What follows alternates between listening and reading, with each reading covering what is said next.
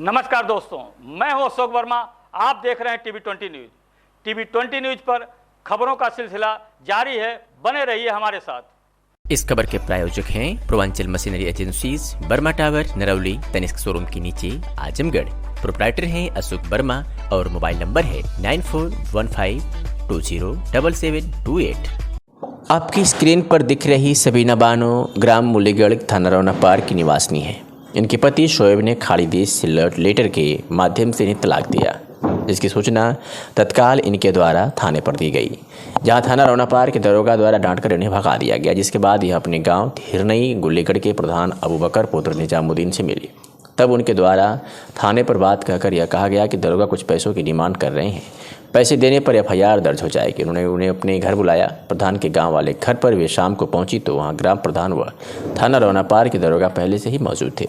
बातचीत के दौरान प्रधान ने उनका हाथ पकड़कर अपनी तरफ खींच लिया और बुरी नीयत से उनके शरीर को सहलाने लगे। जब उन्होंने उनका विरोध करते हुए अपनी इज्जत की दुहाई दी और वहां से भागने की कोशिश की तो दरोगा द्वारा गंदे नियत से उनका नकाब खींच दिया। किसी तरह वहां से भागी। वहां से निकलने के बाद समाज के लोक लाज के भय से कारण किसी की बात नहीं कही और उन्होंने एसपी को प्रार्थना पत्र दिया। तब उनकी प्रथम सूचना रिपोर्ट मुस्लिम महिला विवाह पर अपराधिकारियों की सुरक्षा अधिनियम 2019 के तहत दर्ज हुई। और जब थाने पर एफआईआर की कॉपी लेने पहुंची तो वहां पर उपस्थित दरोगा ने उनको गाली देकर थाने में बैठा लिया गया तथा बिलरियागंज थाना की पुलिस बुलाकर थाना बिलरियागंज भेज दिया गया। जब वह जिला कारागार से जमानत पर रिहा होकर बाहर आई और अपने मुकदमे की जानकारी लेने थाना पहुंची तो वहां पर उनको पुलिस द्वारा कोई भी सही जवाब नहीं दिया गया। तब उन्होंने न्यायालय में उपस्थित होकर प्रगति आख्या हेतु रिपोर्ट मांगी गई तो उस रिपोर्ट में सब कुछ उलट मिला। वह न्याय के लिए दर दर की ठुकरें खा रही हैं, किंतु उनको न्याय नहीं मिल रहा है। ऐसी स्थिति में वह मजबूर होकर एक बार फिर एसपी के यहाँ प्रार्थना पत्र दे रही हैं कि उनके प्रथम सूचना रिपोर्ट पर मामले की पुनर्विवेचना कराया जाना न्यायहित में नितांत आवश्यक है, ताकि ग्राम प्रधान हिरनई गुल्लीगढ़ व रौनापार थाना के दरोगा के विरुद्ध कार्रवाई हो सके और सरकार के मंशा के अनुरूप प्रार्थनी को न्याय मिल सके। मकसूदन चौरसिया दरोगा है वहाँ के। अच्छा, तो रिपोर्ट लिखी गई आपकी? नहीं, वहाँ के नहीं रिपोर्ट लिखे थे, वो गाली देकर भगा दिए थे हमें। तो हम यहाँ पर आए प्रधान जी से, अपने अबू बकर प्रधान के हैं। तो उनसे जब गए तो बोले ठीक है, हम वहाँ बात करके आपको बताएंगे।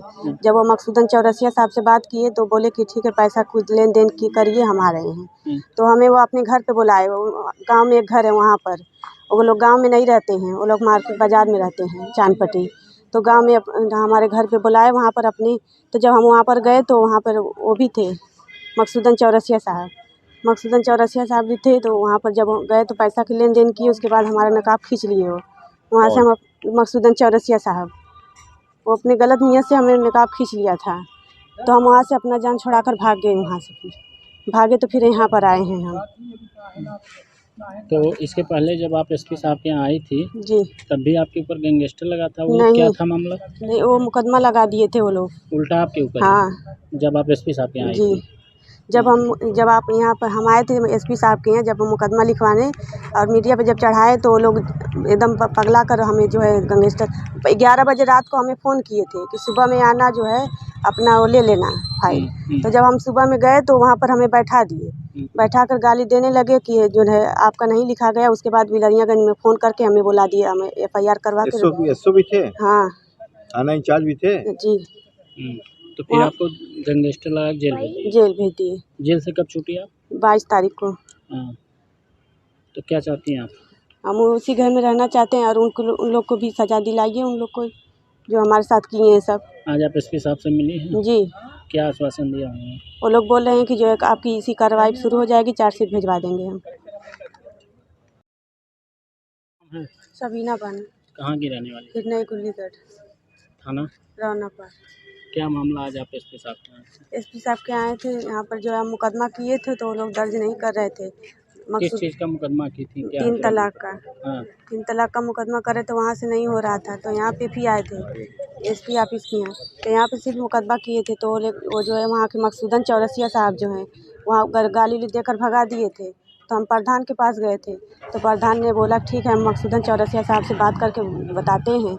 तो अब हम अबू बकर प्रधान साहब जो उनसे कहे तो वो बोले ठीक है। तो वो बात करे तो पैसा की लेन देन की बात करने लगे। तो हमें बुलाया कि अपने घर वाले पे बुलाया कि वहाँ पर आइएगा तो हम बात करके बताएंगे। तो वहाँ जब हम गए तो वहाँ पर मकसूदन चौरसिया भी थे। तो वहाँ पर मकसूदन चौरसिया भी थे, पैसा की लेन देन किए। जब हम पैसा उनको दिए तो वो हमें जो है हमारा नकाब पकड़ खींच लिए।